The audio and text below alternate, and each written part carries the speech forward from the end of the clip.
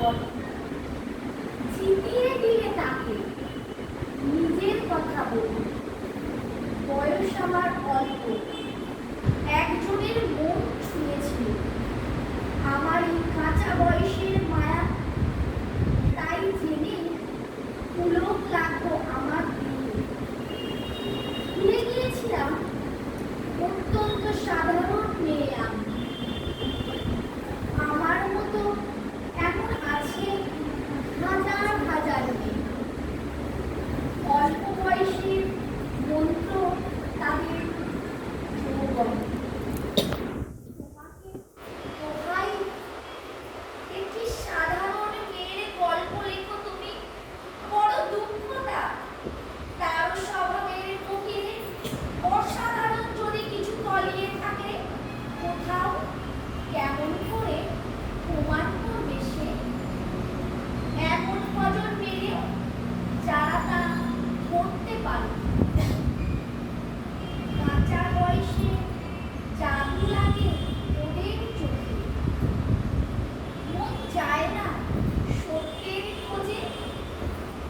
আমরা বিখে যাই মরিচিকার দামে, কথাটা কেউ উঠল তার মনে করো তার নাম নরেশ।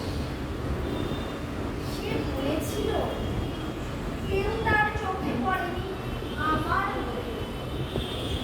এত বড় কথাটা বিশ্বাস করতো সে সাহস হয় না করলো যে এমন জোর কই। একদিন সে গেল ফিরে, চিঠিপত্র পাই না কখনো বা। মনে মনে ভাবি রাম রাম, এত মেয়েও আছে সে দেশে, এত তাদের ঠেলাঠেলি কি? আর তারা কি সবাই অসামান্য? এত বুদ্ধি, এত উজ্জ্বলতা, আর তারা সবাই কি আবিষ্কার করেছে এক নরেশ সেনকে? স্বদেশে যার পরিচয় চাপা ছিল 10-এর মধ্যে। গেল মেয়ের চিঠিতে লিখেছে লিজির সঙ্গে গিয়েছিল সমুদ্র নাই।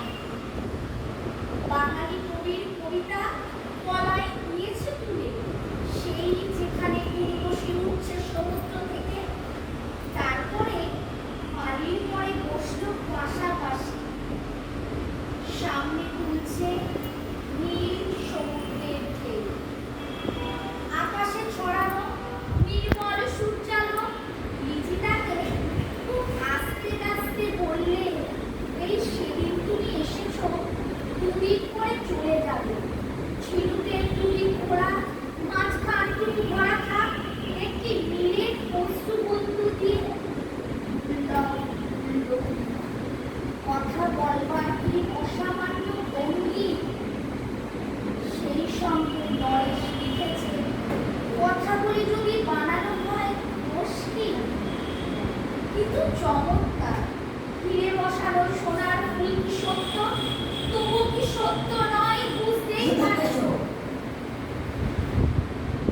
একটা তুলনার সংকেত ওর চিঠিতে অদৃশ্য কাঁটার মতো আমার বুকের কাছে বিঁধে দিয়ে জানায় আমি অত্যন্ত সাধারণ মেয়ে। মূল্যবানকে পুরো মূল্য চুকিয়ে দিই এমন ধন নেই আমার কাছে। ওগো, না হয় তাই করি, না হয় ঋণী রইলেন চিরজীবন। পায়ে করি তোমার একটা গল্প লেখো তুমি শরৎ বাবু, নিতান্ত সাধারণ মেয়ের গল্প।